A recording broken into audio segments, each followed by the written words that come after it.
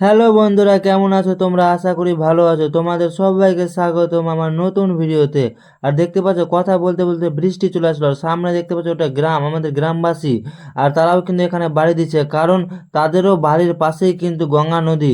আর নদীর জল বাড়তে শুরু করে দিয়েছে বন্ধুরা, তার জন্য কিন্তু সবাই 5-6 কিলোমিটার দূরে কিন্তু বাড়ি দিচ্ছে।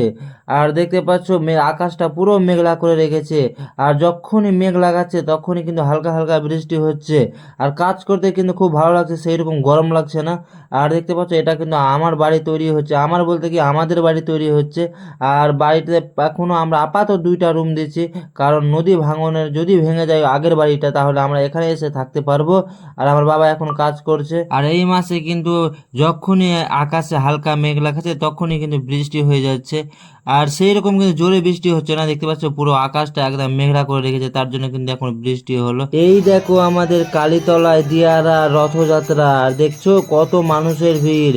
তো বন্ধুরা, যারা যারা রতুয়া থেকে আর দিয়ারা থেকে দেখছো ভিডিওটা, তারা অবশ্যই কমেন্টে জয় জগন্নাথ লিখে দাও। জয় জগন্নাথ।